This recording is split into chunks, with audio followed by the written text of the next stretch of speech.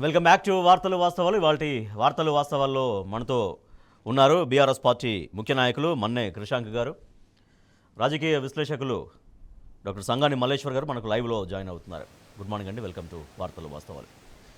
ఇక Rayadurgam Shamshabad metro project అటకెక్కినట్టుగానే చెప్పొచ్చు. దీని మేరకు నిన్న ముఖ్యమంత్రి రేవంత్ రెడ్డి సమీక్ష చేసి ఆ మార్గాన్ని తాత్కాలికంగా నిలిపివేస్తున్నట్టుగా ప్రకటించింది కాంగ్రెస్ పార్టీ ప్రభుత్వం. అయితే దాదాపు 6,250 కోట్ల రూపాయల వ్యయంతో గత బీఆర్ఎస్ ప్రభుత్వం ఆ ప్రాజెక్టు చేపట్టి శంకుస్థాపన చేసిన దాన్ని ఆపేశారు. తర్వాత ఎంజీబీఎస్ ఎల్బీ నగర్ నుంచి ఎయిర్పోర్ట్ మెట్రో అలైన్మెంట్ అనేది పరిశీలించబోతున్నారు. సో సాధ్యాసాధ్యాలు ఎట్లా ఉండబోతున్నాయి, నిజంగా ఎందుకు ఈ రూట్ని నిలిపివేస్తున్నట్టుగా కాంగ్రెస్ ప్రభుత్వం ప్రకటించింది అనేది ఇప్పుడు చర్చనీయాంశంగా మారింది.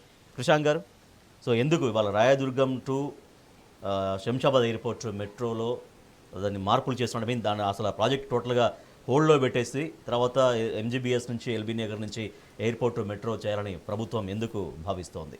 అంటే ఒకటి రాజేష్ గారు, వీళ్ళు కాంగ్రెస్ వాళ్ళు ప్రభుత్వంలో రాకముందే ఎయిర్పోర్ట్ మెట్రో విషయం మీద కానివ్వండి, ఫార్మాసిటీ విషయం మీద కానివ్వండి, వీటి మీద వ్యతిరేకంగా మాట్లాడుతూ వస్తున్నారు. అంటే జనరలీ ఏంటంటే ఒక ప్రభుత్వము అభివృద్ధి కార్యక్రమం తీసుకుంటున్నప్పుడు, ఎక్స్పాన్షన్ తీసుకుంటున్నప్పుడు అట్లాంటి వాటితో పాటు అందరూ కూడా రావాల్సిన అవసరం ఉన్నది. కానీ ఇక్కడ కలిసిపోదామనంటే వెనక్కి తీసుకుంటున్నారు, యూటర్న్లు తీసుకుంటున్నారు. ఒకరోజు ఉంటుందని చెప్తారు, ఒకరోజు ఉండదని చెప్తారు. ఇన్ఫ్యాక్ట్ యాక్చువల్లీ ఫస్ట్ మీరు గమనిస్తే మొదటి సమావేశము గత నెల డిసెంబర్ 15-18 ప్రాంతంలో ఫస్ట్ ఫార్మాసిటీ ఇవన్నీ రింగ్ రోడ్డు ఈ ఇండస్ట్రీస్ మీద సమావేశం పెట్టినప్పుడు అసలు ఇండస్ట్రీస్ మినిస్టరే లేడు ఆ సమావేశంలో. ఇండస్ట్రీస్ మినిస్టరే అక్కడ లేడు, వారికి సమాచారమే లేదు. ఫార్మాసిటీ ఉండదు అని చెప్పారు. ఫార్మాసిటీ ఉండదు అని చెప్పి అక్కడ ఇవాళ ఏమని అంటారు, మెగా టౌన్షిప్ కడతారు. ముఖ్యమంత్రి గారికి కనీసం భూసేకరణ చట్టం ఏంటిదో కూడా తెలుసా లేదా, అవగాహన ఉందా లేదా అని నిజంగా ఇవాళ అందరూ ఆశ్చర్యపోతున్నారు. ఎందుకంటే ఫార్మాసిటీ నంబర్ 1 ఫార్మాసిటీ ఎందుకు చేస్తున్నాం, మనం ఎందుకు నిర్మాణం చేస్తున్నాం? వ్యాక్సిన్ క్యాపిటల్ ఆఫ్ ఇండియా అని ఏ రాష్ట్రాన్ని ఈరోజు అందరూ అంటున్నారు? తెలంగాణ సిటీ, హైదరాబాద్. ఎందుకంటే కోవిడ్ కానివ్వండి, గతంలో ఎన్నో వ్యాక్సిన్స్ కానివ్వండి, ఇవాళ మన దగ్గర అట్లాంటి పరిశ్రమలు ఉన్నాయి, అట్లాంటి పరిశోధనలు జరుగుతున్నాయి, వ్యాక్సిన్స్ తయారవుతున్నాయి. అందుకే మనం దాని మీద ఒక ఎక్స్క్లూజివ్గా మనం అక్కడ ఫార్మాసిటీ అనేది తీసుకునే ప్రయత్నం చేసినాం. ఇన్ఫ్యాక్ట్ భూసేకరణ జరిగింది, కోర్టు ఇష్యూస్ ఉంటే వాటిని డీల్ చేసినాము. ప్రతి ఒక్క అంశాన్ని అక్కడ డీల్ చేసిన తర్వాత ఇవాళ అక్కడ మెగా టౌన్షిప్ కడితే అక్కడ ఎవరు వస్తారు? ఒకవేళ ఒక రెసిడెన్స్ రావాలంటే చుట్టుపక్కన ఒక ఇన్ఫ్రాస్ట్రక్చర్ నిర్మాణం కావాలి. ఒక ఫార్మాసిటీ లాంటిది వస్తే దాని చుట్టుపక్కల హౌసింగ్ అనేది వస్తుంది. కానీ అక్కడ మెగా టౌన్షిప్ తీసుకొని వస్తామని. ఇంకోటి ఏంటంటే భూసేకరణ చట్టంలో ఏమని చెప్తుంది, మీరు రైతుల దగ్గరికి వెళ్ళి ఏదైతే అవసరం కోసం అయితే భూములు తీసుకున్నారో ఆ అవసరం కోసమే ఉపయోగించుకోవాలి, లేని పక్షాన తిరిగి ఆ భూములు ఇచ్చేయాలి, రైతులకు ఇచ్చేయాలి. సో ఇవాళ అదే కదా అమరావతిలో గొడవ అంతా కూడా అదే కదా. సో పాయింట్ ఏంటంటే ఇక్కడ ఆ అవగాహన లేకుండా మరి ఏంటిదో ఏ ఆలోచనతో తీసుకున్నారో, ఎలాంటి ఆలోచన లేకుండా కేవలం సొంతగా నిర్ణయం తీసుకున్నారా, అదొక అంశం. ఇంకొకటి ఎయిర్పోర్ట్ విషయం మీద ఐటీ వాళ్ళకెందుకు, ఎయిర్పోర్ట్ పోయేటోళ్ళకి ఎందుకు, ఇది అదని గతంలో మాట్లాడారు రేవంత్ రెడ్డి గారు. ఎన్నికల సందర్భంలో ఇవన్నీ కూడా మాట్లాడారు. ఒకటి ఏంటిదంటే ఇవాళ ఒక బిజినెస్ ఎస్టాబ్లిష్మెంట్ ఇక్కడికి వస్తుంది, ఒక పెట్టుబడి ఇక్కడికి వస్తుంది, ఒక వ్యాపారవేత్త తెచ్చి ఇక్కడ తన ఇన్వెస్ట్మెంట్ పెట్టాలని అనుకుంటున్నాడు అని అంటే ట్రాన్స్పోర్ట్ని గమనిస్తారు, ఒకవైపు లా అండ్ ఆర్డర్ని చూస్తారు, సిటీకి అప్రోచ్ అనేది దాన్ని కూడా చూస్తారు. సో ఎన్నో రంగాలు అంటే మనం ఎన్నో వైపులు చేసుకున్నామండి. ఇవాళ గమనిస్తే సెంటర్ ఆఫ్ ద సిటీలో కూడా ముషిరాబాద్ లాంటి ఏరియాలో కూడా మనకు మెట్రో ఇవన్నీ కూడా సదుపాయాలు అవన్నీ కూడా జరిగిపోయినాయి, కంప్లీట్ అయిపోయినాయి. ఆ సికింద్రాబాద్ బెల్ట్ అదంతా కూడా అయిపోయింది. అయితే ఢిల్లీ నగరంలో మీకు గమనిస్తే ఢిల్లీలో ప్రత్యేకంగా ఎందుకు కేసీఆర్ గారు దీని విషయం మీద ఆలోచించారు అంటే, ఢిల్లీలో మీరు క్యాబ్ తీసుకొని వెళ్తే ఎయిర్పోర్ట్ నుంచి సిటీ లోపలికి వెళ్తే దాదాపు 15 నుంచి 2,000 రూపాయలు, 2,000 రూపాయలు. అండ్ ఇంకొకటి ట్రాఫిక్ కానివ్వండి, డిలే కానివ్వండి, టైం కూడా 1 గంట దాకా ప్రయాణం అనేది ఉంటుంది. సేమ్ థింగ్ మన దగ్గర కూడా చాలామంది వెళ్తూ ఉంటారు కదా విదేశాలకు, మన వాళ్ళు చాలామంది వెళ్తూ ఉంటారు, ఉద్యోగాల కోసం వెళ్తుంటారు, చదువుల కోసం వెళ్తూ ఉంటారు. కానీ దాన్ని ఇవాళ మీరు ఎయిర్పోర్ట్ ఇక్కడ కూడా ట్రావెల్, మీరు ఒకవేళ సికింద్రాబాద్ నుంచి శంషాబాద్ ఎయిర్పోర్ట్ దాకా పోవాలంటే దాదాపు 2,000 రూపాయలు అవుతుంది.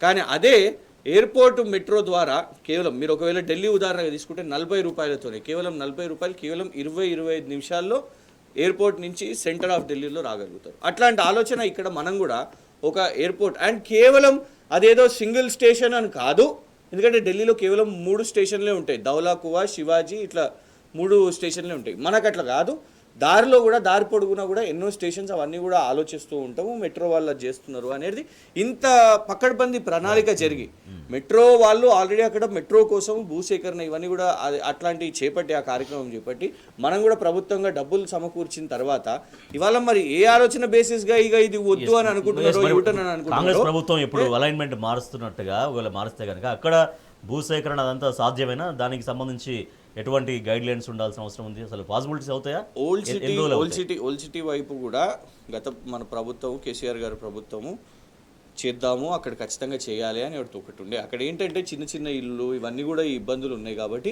ఖచ్చితంగా మరి రేపు భూసేకరణ ఎట్లా చేస్తారు అనేది కూడా డెఫినెట్గా ప్రభుత్వం ఆలోచించాలి. అంటే ఒక కొత్త అలైన్మెంట్ ఒక కొత్తది తీసుకుంటున్నారు అంటే సపోర్ట్ చేయడానికి మనం సిద్ధంగా ఉన్నాం. ఇన్ఫాక్ట్ బిహెచ్ఎల్ వాళ్ళు ఇప్పుడు రామచంద్రపురం అని అంటున్నారు, బిహెచ్ఎల్ వరకు అనేది మనం ఆల్రెడీ కూడా కేసీఆర్ గారి ప్రభుత్వంలో అదంతా కూడా ఉన్నది, ఆ కార్యక్రమానికి కూడా మనం తీసుకున్నాం. సో పాయింట్ ఏంటంటే ఇవాళ చాలా యూటర్న్స్ చూస్తున్నామండి. ఇది ఒకటే కాదు, ఈ నిరుద్యోగ వృత్తి విషయం మీద మొన్న అసెంబ్లీ సెషన్లోనే చూసినాము. నిరుద్యోగ వృత్తి విషయం మీద బట్టి విక్రమార్క గారు ఉప ముఖ్యమంత్రి గారు లేదు మేము హామీ ఇవ్వలేదు అని చెప్పారు. ప్రియాంక గాంధీ గారు పోస్టర్ పట్టుకొని విడుదల చేయడం అందరు కూడా చూసిండ్రు.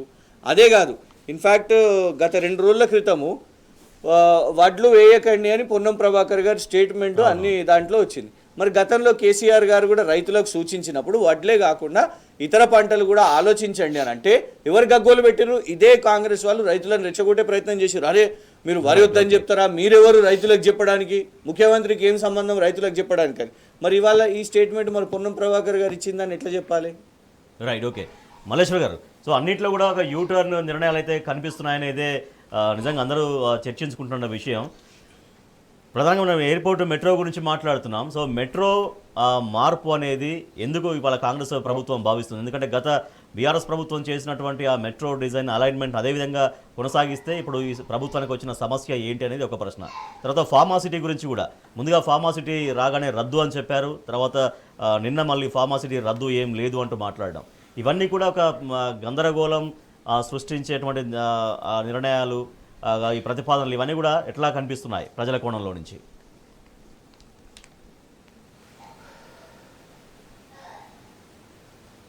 ముందుగా టీఎన్ఎస్ ప్రేక్షకులకు నమస్కారం అండి. అదేవిధంగా చదువుల తల్లి సావిత్రిబాయి పూలే జయంతి సందర్భంగా అందరికీ శుభాకాంక్షలు.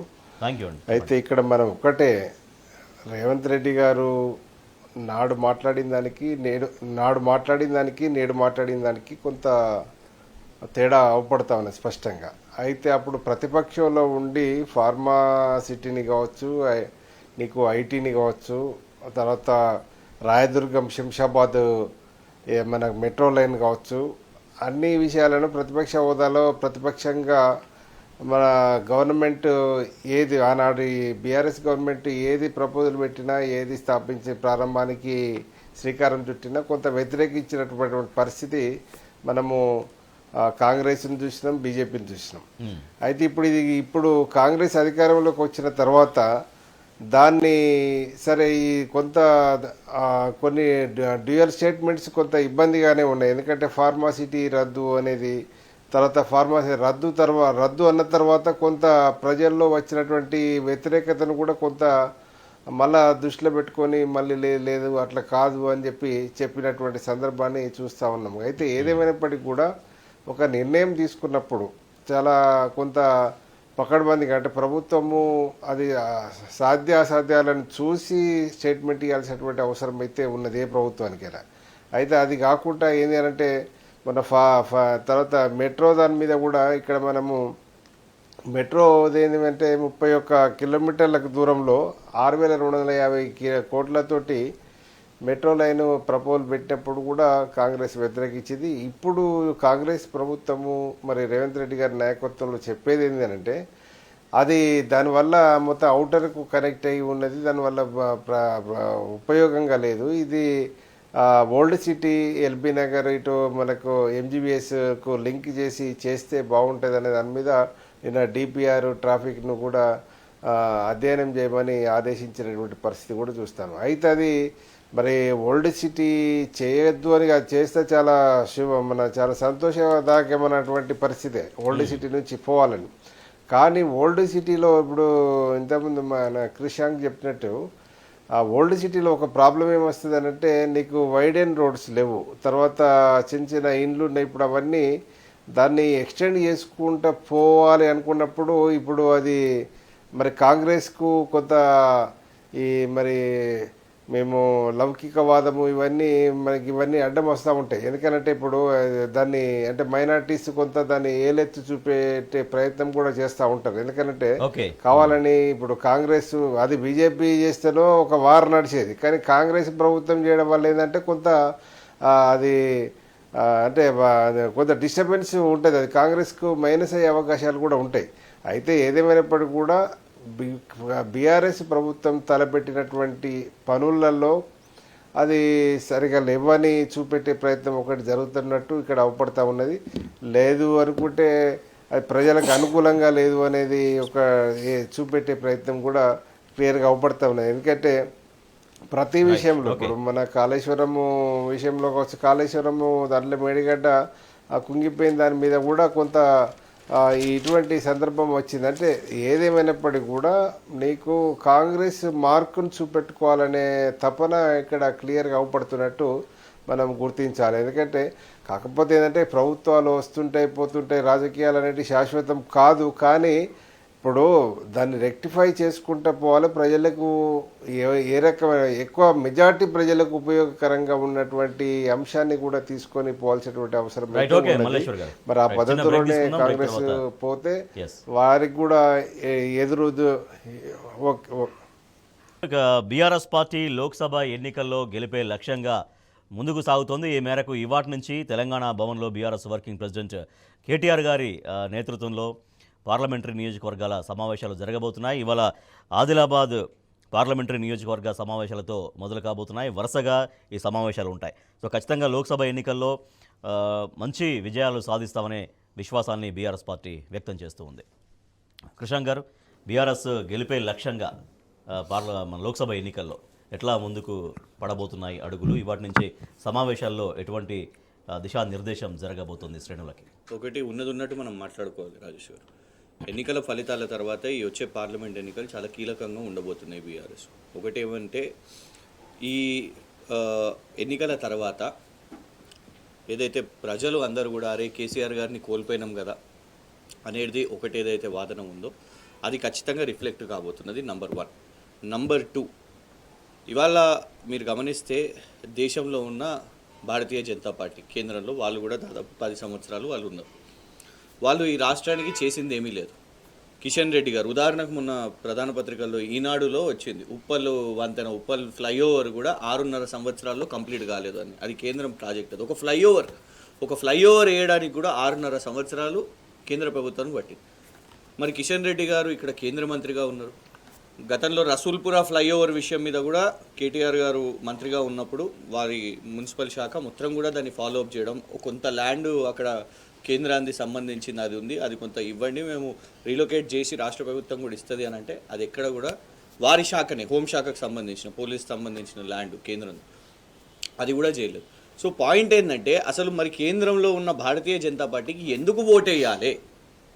వాళ్ళు ఈ రాష్ట్రానికి చేయాల్సినవి చేయనప్పుడు విభజన చట్టంలో ఉన్న వాటిని వాళ్ళు చేయలేదు. ఎప్పటికప్పుడు కూడా మనకు ఎందుకంటే ఇతర రాష్ట్రాల్లో ఎన్నికలు అయినప్పుడు ఉత్తరప్రదేశ్, గుజరాత్ అవి ఎన్నికలు అయినప్పుడు ఎన్నో అక్కడ బహుమతులు, గిఫ్ట్ సిటీ ఇవన్నీ కూడా వస్తాయి. మన దగ్గర అట్లాంటిది ఏమి ఉండదు. ఎందుకు భారతీయ జనతా పార్టీకి ఓటేయాలి? ఇక కాంగ్రెస్ అంటారా? మొన్న ఆల్రెడీ మీరు గమనిస్తే రాజస్థాన్, మధ్యప్రదేశ్, ఛత్తీస్గఢ్ ఈ ఫలితాలు చూసారు. 3 రాష్ట్రాలు కాంగ్రెస్ కొట్టుకుపోయిన పరిస్థితి. అంటే కేంద్రంలో ఎక్కడ కూడా కాంగ్రెస్ వస్తలేదు. సో తెలంగాణ స్వరం అనేది పార్లమెంట్లో ఉండాలి కదా. కేవలం తెలంగాణ అస్తిత్వం, తెలంగాణ గురించి మాట్లాడే అంశాలు అక్కడ రేస్ చేయాల్సిన ప్రాతినిధ్యం ఖచ్చితంగా ఉండాల్సిన అవసరం ఉన్నది కదా. ఎందుకంటే మీరు గత సెషన్స్నే మీరు గమనించండి. సెషన్ మొత్తం అయితే అదానీ గురించి, సెషన్ మొత్తం అయితే పెగాసిస్ గురించి, సెషన్ మొత్తం ఇప్పుడు మణిపూర్ ఇంపార్టెంట్ అంశమే. కానీ మేము అనేది ఏంటంటే ఇప్పుడు కాంగ్రెస్ వాళ్ళు ఎంచుకున్న అంశం ఇదే అంశంగా పార్లమెంట్గా ఉండాలి అని అంటే ఎన్నో రాష్ట్రాల నుంచి ఎన్నో అంశాల మీద వెళ్ళే వాళ్ళు ఉంటారు కదా, పార్లమెంట్లో మాట్లాడాల్సిన అంశాలు ఉంటాయి కదా.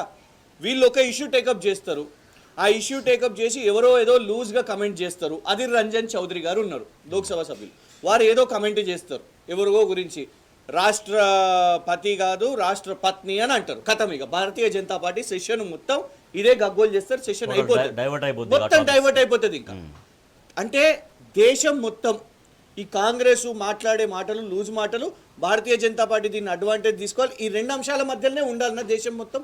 అందుకే దయచేసి బీఆర్ఎస్ పెట్టబోయే అభ్యర్థులు ఎవరైతే స్వరం ఉన్న వాళ్ళను పార్లమెంట్కి పంపుతున్నారో ఖచ్చితంగా ప్రజలు ఆలోచించాల్సిన అవసరం ఉన్నది. వీళ్ళు ఎందుకు పోవాలి, వీళ్ళు అక్కడ పోయి పార్లమెంట్లో ఏ అంశాలు మాట్లాడతారు, వాయిస్ అనేది ఉండాలి.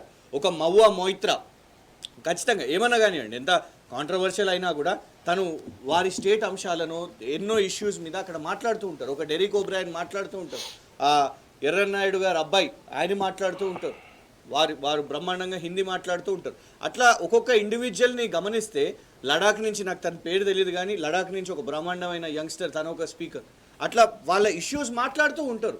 అట్లాంటి ఖచ్చితంగా వాయిసెస్ని పంపించాల్సిన అవసరం ఉన్నది. ఆ ఎక్సర్సైజ్ని ఇవాళ నుంచి బీఆర్ఎస్ పార్టీ ప్రతి ఒక్క పార్లమెంటు నియోజకవర్గం దిశగా మరి డెఫినెట్గా అవన్నిటిని కూడా జల్లడపట్టి పార్టీ ప్రజాప్రతినిధులు కానివ్వండి, ఎమ్మెల్యేస్ నుంచి మొదలు పెట్టుకుంటే గతంలో పోటీ చేసిన ఎంపీలు, ఉన్న ఎంపీలు, రాజ్యసభలో ఉన్న వాళ్ళు, మన జెడ్పీ చైర్మన్లు, కార్పొరేషన్ చైర్మన్లు, అందరూ ఆల్ ప్రజాప్రతినిధులు అందరినీ కూడా ఆ నియోజకవర్గానికి సంబంధించిన పెద్ద నాయకులను పిలిపించి ఇక్కడ మరి తెలంగాణ భవన్ పార్టీ కార్యాలయంలో ఇవన్నిటిని కూడా మరి డిస్కస్ చేసి అందరి ఇన్పుట్స్ తీసుకొని పకడ్బందీగా రేపు ఖచ్చితంగా ఒక వాయిస్ ఉండాల్సిన అవసరం ఉన్నది అనే దిశగా బీఆర్ఎస్ పార్టీ ఆ ఎక్సర్సైజ్ మొదలు పెడుతున్నారు. మల్లేశ్వర్ గారు, మొన్న అసెంబ్లీ ఎన్నికల్లో కూడా చాలా ఎఫర్ట్ పెట్టింది బీఆర్ఎస్ పార్టీ, డెఫినెట్గా హ్యాట్రిక్ విజయాన్ని సాధించే దిశగా. ఒక్క చిన్న ఇంక్లూషన్, ఇంకొకటి ఏంటంటే కార్యకర్తలందరికి కూడా ఏంటంటే ఇప్పుడు బీఆర్ఎస్ ఓట్ బ్యాంక్ మీరు గమనిస్తే చాలా క్లియర్గా 38.5% బీఆర్ఎస్ ఓట్ బ్యాంక్, కేసీఆర్ గారు ఓట్ బ్యాంక్ ఉన్నది. సో ఇప్పుడు ఎంచుకునే అభ్యర్థి ఒక 2-3% పుల్ ఆఫ్ చేసేసుకుంటే పాజిటివ్ రిజల్ట్స్. పార్టీ ఎట్లా ముందుకెళ్తాం మళ్ళీ మనం మాట్లాడదాం. రైట్ మల్లేశ్వర్ గారు, సో అదే ఒక హ్యాట్రిక్ విజయం దిశగా డెఫినెట్గా మంచి ఎఫర్ట్స్ పెట్టింది. కాకపోతే సరే కారణాలు ఏవైనా కావచ్చు, ఫలితం అనేది వేరే రకంగా వచ్చింది. ఇప్పుడు దాన్ని బేస్ చేసుకొని ఆ ఫలితంలో నుంచి విశ్లేషణలన్నీ కూడా క్రోడీకరించుకొని లోక్సభ ఎన్నికల్లో విజయమే లక్ష్యంగా బీఆర్ఎస్ పార్టీ ముందుకు సాగుతున్నామని చెప్తున్నారు. సో మీ పరిశీలకులుగా విశ్లేషకులుగా ఎట్లా చెప్తారు బీఆర్ఎస్ లోక్సభ ఎన్నికల సమాయత్తంకు సంబంధించి?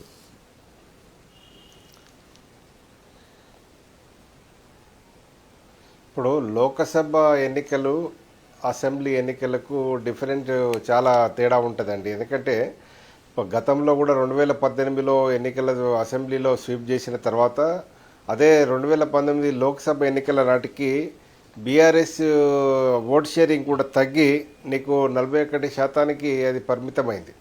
అయితే సేమ్ టైము బీజేపీ అనుకొని అనూహ్యంగా 19% పెరిగింది. మరి 29% కాంగ్రెస్ కూడా ఓట్ షేరింగ్ పెరిగింది. మరి వాళ్ళకు సీట్లు సంపాదించుకున్నటువంటి పరిస్థితి ఉన్నది. కానీ ఇప్పుడు ఈరోజు బీఆర్ఎస్ పార్టీ ఎక్కడ మనకు ఓటమి పాలైనా కూడా అక్కడ జరిగింది ఏంటంటే జస్ట్ 1.8 ఓట్ షేరింగ్ తోటి మాత్రమే ఓడిపోయింది. అది ఒక రకంగా చెప్పాలంటే క్రిషాంక్ చెప్పిండు, అంటే ప్రశ్నించే గొంతుకలు కావాలి, తర్వాత ప్రజల మధ్యలో ఉండేటోడు కావాలని. వాస్తవం అది. ఎందుకంటే ఈ రెండు అంశాలను కనుక తీసుకొని ముందుకు పోతే లోక్సభలో అంటే మనకు చాలా శివభాగము మెజార్టీ స్థానాలను సంపాదించుకునే అవకాశం ఉంటుంది. లేదు అనుకుంటే మనము సరే కసరత్తు చేసిన తర్వాత లోక్సభలో మీటింగులు పెట్టినా కూడా మన కొత్త సీసాల పాత సార పోసినట్టు కొంత వ్యక్తుల మీద కొంత నిఘా అవసరము. తర్వాత మనకు వాళ్ళ ఫీడ్బ్యాక్ కూడా తీసుకొని కొంత ముందుకు పోవాల్సినటువంటి, అంటే మనకు ఏమవుతుందిలే అనే ఆలోచన ఇక ముందు రాకుండా పార్టీ కనుక జాగ్రత్తలు తీసుకుంటే డెఫినెట్గా మనకు బీజేపీ కాంగ్రెస్కి కూడా మనకు నీకు వారికి నోరు మూపించే పద్ధతిలో పోతుంది. ఎందుకంటే బీజేపీకి అసలు ఇక్కడ స్థానమే ఉండదు. మొన్న బీజేపీ ఎంపీ క్యాండిడేట్స్ ఎమ్మెల్యేగా పోటీ చేస్తే ఒక్కడు గెలవలేదు. దాని గురించి చర్చ చేసుకోవాల్సినటువంటి అవసరం లేదు. ఇవాళ 400 సీట్లు వస్తాయని చెప్పుకుంటున్నారు. 400 సీట్లు వస్తాయా, నీకు ఆ 84లో అదే రెండు మల్లేశ్వర్ గారు సీట్లు బీజేపీ నాయకులు వచ్చిందని చెప్పే మాట ఇవాళ ఏంటంటే 303 సరే అసెంబ్లీ ఎన్నికల పట్టుకొచ్చారు. ఫలితాలు వాళ్ళకి ఏం మాకు డెఫినెట్ గా తీసుకొచ్చారు. వేరేలాగా ఉంటాయి, ఓకే, బట్ దాంట్లో ఎంపీ ఎలక్షన్స్ కాబట్టి ఎంపీ ఎలక్షన్స్ లో మాకే ఎక్కువగా ఉంటుందని బీజేపీ నాయకులు చెప్తూ ఉంటారు. మీరు మీరు వాళ్ళు చెప్పేదాంట్లో నేను కూడా ఏకీభవిస్తున్నా. గతంలో బీఆర్ఎస్కు 88 సీట్లు వచ్చినప్పుడు లోక్సభ కాడికి వస్తే వాళ్ళకు 4 సీట్లు వచ్చినాయి. అయితే ఇప్పుడు బీఆర్ఎస్కు నీకు 39 సీట్లు వచ్చినాయి కనుకనే ఈసారి లోకసభకు అవకాశము దొరుకుతుంది దాని అనే దాని మీద ఇక్కడ బీఆర్ఎస్ పార్టీ కూడా ఆ పద్ధతిలో పనిచేస్తూ ఉన్నది. ఇక్కడ మనం ఒకటే గమనించాల్సింది అంటే ఏది ఉన్నా కాంగ్రెస్ బీఆర్ఎస్ మధ్యలోనే తెలంగాణలో పోటీ ఉంటుంది. బీజేపీకి ఇక్కడ గతంలో మాదిరిగా ఉంటుందనేది ఎక్కడ కూడా నీకు ఎక్కడ కూడా మనం విశ్లేషించుకోవడానికి అవకాశం లేదు. ఎందుకంటే గత పరిస్థితి వేరు, ఇప్పుడు ఉన్నటువంటి పరిస్థితి. అప్పుడు గతంలో బీఆర్ఎస్ మీద అది బీఆర్ఎస్ ప్రభుత్వం మీద వీళ్ళు బీజేపీ పోరాటం చేసింది. ఇప్పుడు చేయాల్సింది బీఆర్ఎస్ మీద కాదు కదా, కాంగ్రెస్ మీద. కాబట్టి నీకు ఆ పద్ధతిలో వీళ్ళకి ఏమాత్రం అవకాశము బీజేపీకి ఉండదు. వాళ్ళ ఆశలు అడియాశలు కాక తప్పదు. మీరు ఫలితాలను చూస్తారు. రైట్ కృషాంక్ గారు, వాళ్ళ జాతీయ కోణంలో అదేవిధంగా ఇక్కడ మనకు ఒక్కటే ఆలోచించాల్సింది ఏంటంటే ప్రధానంగా ఏంటంటే ఇక్కడ మనం చూడాల్సింది ఏంటంటే మనకు అభ్యర్థులను సరే సారు కారు 16 ముచ్చట మనకు 2019 నినాదం ఉన్నప్పటికీ ఇప్పటికీ నీకు నీకు దాదాపుగా మెజారిటీ సీట్లు అంటే 1 సీటు సరే మనం ఎంత పోటీ చేసినా అక్కడ మనము మైలేజ్ వస్తుందని అనుకోవట్లేదు. 16 ఇట్లలో మనకు సింహభాగము మెజారిటీ సీట్లు మనకు ఒక కేసీఆర్ పాత కేసీఆర్ బయటికి కనుక వస్తే పాత కేసీఆర్ను ప్రజలు విశ్వసిస్తారు. మీకు ఆ పద్ధతిలో ముందుకు పోతే డెఫినెట్గా సింహభాగము లోక్సభ సీట్లను ఇక్కడ నీకు లోక్సభకు పంపించేందుకు కూడా ప్రజలు సిద్ధంగా ఉన్నారు. ఎందుకంటే ఇది కాంగ్రెస్ బీఆర్ఎస్ మధ్యలోనే ఉంటే తప్ప బీజేపీకి నాకు తెలిసి 1-2 సీట్లు కూడా వస్తాయని నేను అనుకోవడం లేదు. ప్రజాపాలన జరుగుతుంది, అన్ని గ్రామ సభలు జరుగుతున్నాయి. అయితే గ్రామ సభల్లో దరఖాస్తులు చేసుకునేటువంటి ప్రక్రియ దగ్గర చాలా వరకు ఇబ్బందులు ఫేస్ చేస్తున్నారు. స్పష్టత పూర్తిగా కొరవడింది. అధికార యంత్రాంగం కూడా వస్తున్నటువంటి డౌట్స్ని క్లారిఫై చేయడంలో చాలా చోట్ల స్పష్టత ఇవ్వట్లేరు అనేది ఒకటి అభిప్రాయం వ్యక్తమవుతుంది. రైతు బంధు విషయం తీసుకుంటే రైతు బంధు రైతులకు ఇస్తారా, కౌలు రైతులకు ఇస్తారా, ఎవరు దరఖాస్తు చేసుకోవాలి అనే దానిపైన ఇంకా కూడా అనేక అనుమానాలు వ్యక్తమవుతూనే ఉన్నాయి. కృషాంక్ గారు, రాజేష్ గారు, ఇఫ్ యూ డోంట్ మైండ్ అంటే దీనికంటే ముందు ఒక ఇంపార్టెంట్ అంశం కూడా పార్లమెంటు విషయం మీద. ఎందుకంటే ప్రజలను కాంగ్రెస్ రాహుల్ గాంధీ గారి నుంచి మొదలు పెట్టుకుంటే రేవంత్ రెడ్డి గారు మోసం చేసి వాళ్ళు ఓట్లు తెచ్చుకున్నారండి. ఖచ్చితంగా మోసం చేసిరు అని చెప్తాను. ఎందుకు అంటున్నానంటే వారు తీసుకున్న ప్రధాన అంశము కేసీఆర్ గారి మీద బురద జల్లడానికి టీమ్ బి ఆఫ్ బీజేపీ అని చెప్పి ఓట్లు తీసుకున్నారు. ఉదాహరణకు చాలా, ఎందుకంటే మైనారిటీలు కానివ్వండి, దళితులు కానివ్వండి, వీళ్ళందరూ కూడా కేసీఆర్ గారి పక్షాన ఉండే ఆ మాటలు నమ్మిరు కావచ్చు అని రిజల్ట్ ద్వారా కొంచెం అనిపిస్తుంది. కానీ ఈ పార్లమెంట్ ఎన్నికల్లో మళ్ళీ రాహుల్ గాంధీ అయినా రేవంత్ రెడ్డి గారైనా ఆ అంశాన్ని వాళ్ళు తీసుకోలేరు. ఎందుకు చెప్పాలన్నా, మొన్నటి ఫలితాలు దానికి ఉదాహరణ. బండి సంజయ్ గారు, వారిని ఊడగొట్టింది ఎవరు? కాంగ్రెస్ కాదు, బీఆర్ఎస్. ధర్మపురి అరవింద్ గారు, వారిని ఊడగొట్టింది ఎవరు? కాంగ్రెస్ కాదు, బీఆర్ఎస్. సోయం బాపురావు గారు, వీళ్ళు ముగ్గురు ఎంపీస్, వారిని ఊడగొట్టింది ఎవరు? కాంగ్రెస్ కాదు, బీఆర్ఎస్. ఈటల రాజేందర్ గారిని ఊడగొట్టింది బీఆర్ఎస్ఏ, మళ్ళా రఘునందన్ రావు గారిని ఊడగొట్టింది బీఆర్ఎస్. అంటే అంత ముగ్గురు ఎంపీలు 2 ఎమ్మెల్యేలను ఊడగొట్టింది బీఆర్ఎస్ అయితే టీమ్ బి ఎట్లయితుందండి? ఇది ఖచ్చితంగా రేపు పార్లమెంట్ ఎలక్షన్స్లో రిఫ్లెక్ట్ కానున్నది.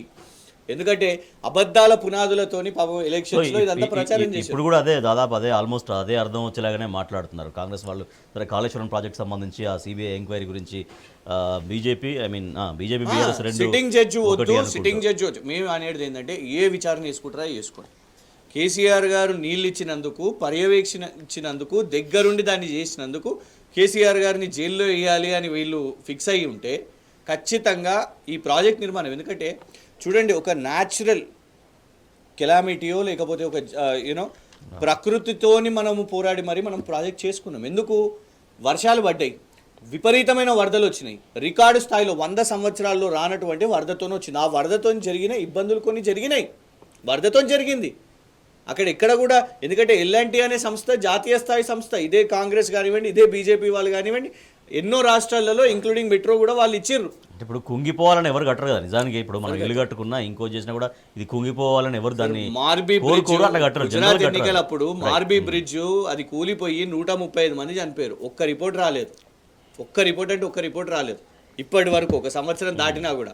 మేము అనేది ఏంటంటే ఇవన్నీ అంశాలు ఖచ్చితంగా రేపు పార్లమెంట్ ఎన్నికల్లో వస్తాయి. మీరు అడిగిన ప్రజాపాలన విషయం మీద కూడా అంటే ఒకటేంటంటే పాలసీ తీసుకునే ముందే పూర్తి అవగాహన అనేది ప్రభుత్వానికి ఉండాల్సిన అవసరం ఉన్నది. పాలసీని ఇంప్లిమెంట్ చేసిన తర్వాతనో లేకుంటే జనాలలో ఇంట్రొడ్యూస్ చేసిన తర్వాతనో అప్పుడు ప్రశ్నలు కన్ఫ్యూజన్ అనేది ఉండొద్దు. ఎందుకు చెప్తాను, ఆల్రెడీ ప్రభుత్వం దగ్గర డేటా ఉన్నది.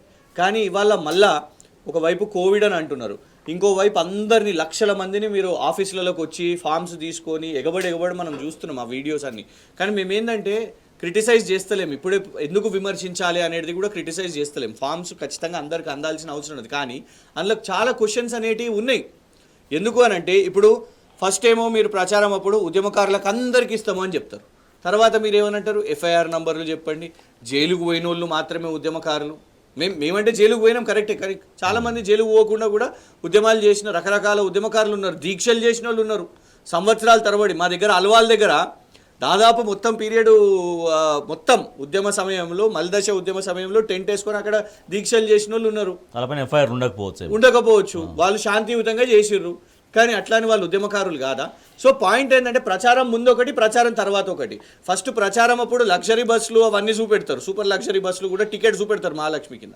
ఇవాళ ఏం చేసిర్రు, నిన్న అన్ఫార్చునేట్ ఆర్టీసీలో ఈ పాపం ఇబ్బంది అవుతుంది, వీళ్ళకు కండక్టర్లకు ఇబ్బంది అవుతుంది అని సజ్జనార్ గారు ఒక నిర్ణయం తీసుకున్నారు. ఆ ఫ్యామిలీ అండ్ T24 ఇవి సీనియర్ సిటిజన్స్ కోసం వాటిని వెనక్కి తీసుకున్నారు, క్యాన్సిల్ చేసేసారు. సో ఇంకొకటి నిజంగా నేను ఈ బస్సుల విషయం మీద నేను ఈ నెల రోజుల్లో ఒక ట్వీటు చేయలేదు, ఎక్కడ విమర్శించలేదు, ఎవరైనా పెడితే కూడా ఒక లైక్ కొట్టలేదు. కానీ మొన్న ఫస్ట్ టైం పెట్టినాను. ఎందుకు అంటే ఒక బాధ వేసింది. ఒక చిన్న పిల్లవాడు ఏడుస్తున్నాడు బస్సులో, వాళ్ళ అమ్మ ఆమె కొట్లాడుతుంది సీటు కోసము, మిగతా అందరు ఆమెను పిడిగుద్దులు గుద్దుతున్నారు. ఆ చిన్న పిల్లవాడిని మానసికంగా ఎంత ఇబ్బంది ఉంటుందో ఆలోచించండి. ఈ బస్సుల కోసం, ఈ సీట్ల కోసం ఇట్లాంటి కొట్లాట అంటే పాలసీ తెచ్చే ముందే కొంత ఇవన్నిటిని కూడా ఆలోచించాల్సిన అవసరం ఉండే కావచ్చు. రైతు బంధు, రైతు భరోసా విషయం మీద కూడా గట్లనే చేసిర్రు. ఏమని చెప్పారు, December 10వ తారీఖున మీకు నేరుగా మీ అకౌంట్లలో పడతాయి, రైతు భరోసా మొదలవుతుంది, 15,000 రూపాయలు వస్తాయి, అందరు కౌలు రైతులు అందరికి వస్తాయని చెప్పారు. ఏమైంది, కరెక్ట్ వచ్చే టైంకి ఆ డిలే అయింది. ఇప్పటికీ కూడా చాలా రైతు బంధు మాకు పడలేదు అని కూడా కొందరు రైతులు చెప్తున్నది మనం వింటున్నాం. రైట్. మల్లేశ్వర్ గారు, దరఖాస్తుల విషయంలో గవర్నమెంట్ పైనుంచి మొన్న కూడా ముఖ్యమంత్రి గారు చెప్పినట్టున్నారు, ఇది ఆల్రెడీ బెనిఫిషరీస్ అక్కర్లేదు, ఆల్రెడీ లబ్ధి పొందుతున్న వాళ్ళు అక్కర్లేదు అన్నారు. కానీ అది గ్రౌండ్ లెవెల్లో అట్లా కనిపించట్లేదు. అధికార యంత్రాంగం అదే విషయం ప్రజలకు చెప్పడంలో వైఫల్యం చెందుతున్నాయి అర్థమవుతుంది. ఎందుకంటే ప్రతి ఒక్కళ్ళు కూడా ఆ దరఖాస్తు కేంద్రాలకు వెళ్ళడం, క్యూ కట్టడం, జిరాక్స్ సెంటర్ దగ్గర, మీసేవ దగ్గర, దాంతోపాటుగా దరఖాస్తు ఫారాలు అందక చాలామంది ఇబ్బంది పడుతున్నారు. సో అందిన వాళ్ళేమో రైతు బంధు విషయం వచ్చేసరికి మరి రైతు బంధు ఎట్లా, రైతులకు ఇస్తారా, కౌలు రైతులకు ఇస్తారా, దాంతోపాటుగా అక్కడ అకౌంట్ నెంబర్ అనేది అక్కడ కాలంలో వాళ్ళు అడగలేదు, అకౌంట్ నెంబర్ అడగంది, మరి ఎట్లా బెనిఫిషరీకి ఎట్లా ఇస్తారనేది ఈ రకరకాల ప్రశ్నలు ఇవన్నీ కూడా ప్రభుత్వం ఎందుకు ఇంకా కూడా స్పష్టత ఇవ్వలేకపోతుంది?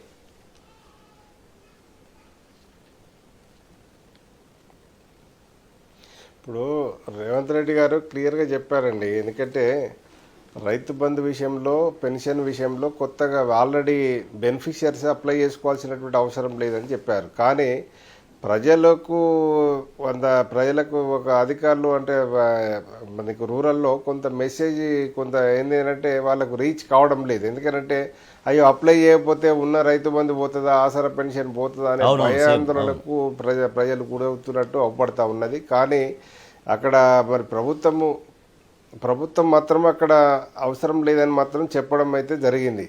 అయితే ఇక్కడ మనం కన్ఫ్యూజన్ లేకుండా ఏంటంటే అకౌంట్ నంబరు అనేది కొన్ని అంటే దాదాపుగా ఆధార్ కార్డు తోటి అకౌంట్ నంబరు యాడ్ అయ్యి అంటే లింక్ చేసినటువంటి సందర్భము ప్రతి వ్యక్తికి ఉన్నది.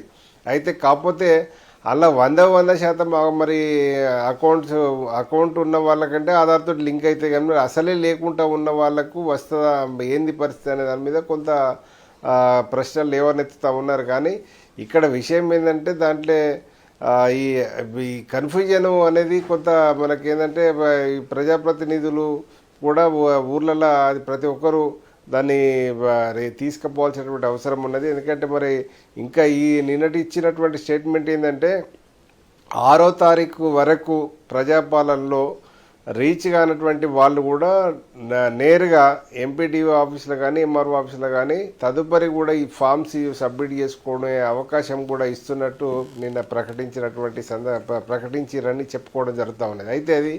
అయితే అది మరి తర్వాత మరి ఏమైనా కొరివి పెడతారా అనే భయము కూడా ఉన్నది. కాకపోతే అది ఇప్పుడు ఎందుకంటే మరి తర్వాత ఫామ్ తీసుకుంటారా లేదా, మరి మనం ఇన్ టైంలో సబ్మిట్ చేయకపోతే ఎట్లా అనే దాని మీద కొంత భయాందోళనకు కూడా ఎత్తున్నటువంటి పరిస్థితి అయితే అవపడతా ఉన్నది. ఏదేమైనప్పటికీ కూడా మరి ప్రజాపాలన ద్వారా మనకు మరి ఇప్పుడు ఈ జరుగుతున్నటువంటి ప్రోగ్రాం ద్వారా మన డేటా సేకరించడానికి మరి కొంత సమయము పట్టడానికి ఇది ఏర్పాటు చేస్తున్నట్టు అవపడతా ఉన్నది.